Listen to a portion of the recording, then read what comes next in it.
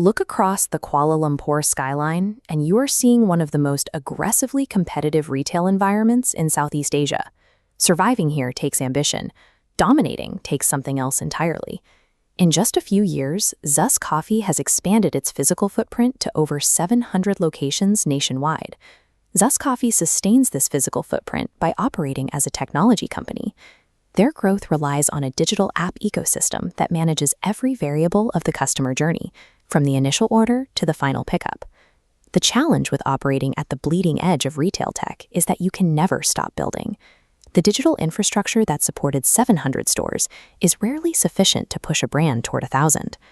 Right now, consumer-driven brands are facing massive pressure from tightening global environmental standards. If a company falls behind on these expectations, they face severe reputational risk, eroding customer loyalty and fracturing brand trust.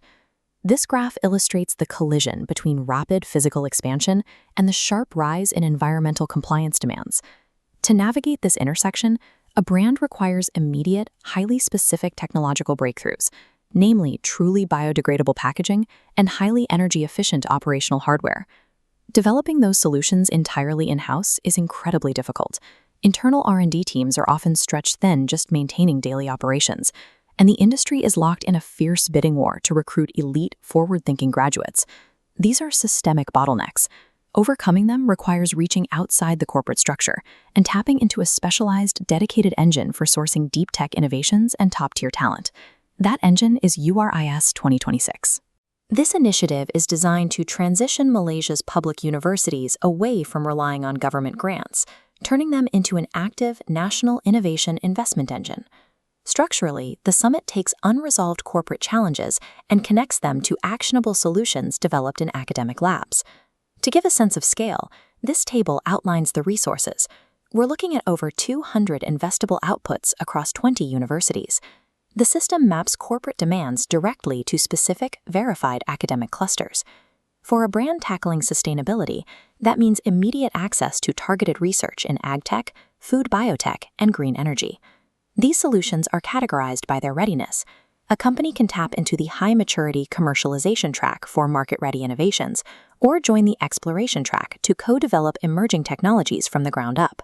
By utilizing this curated supply of research, a corporation effectively bypasses years of expensive trial and error, securing an immediate pipeline of actionable green technology.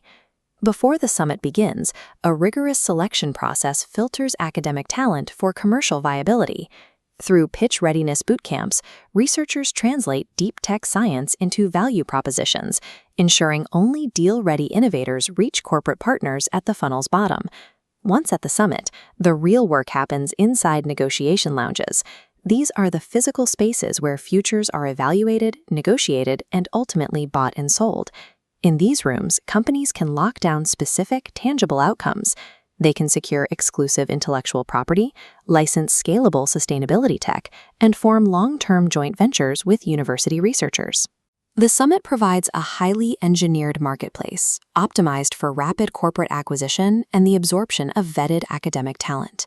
These deals contribute to a larger national framework, centering URIIS 2026 as the primary venue for aligning corporate interests with Malaysia's industrial policy. The program features exclusive closed-door strategic alignment roundtables designed specifically for elite corporate leaders and industry captains.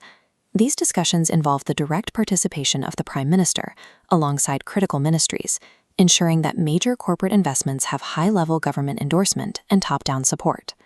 For a company operating at ZUS Coffee's velocity, having a seat at this table is a strategic necessity.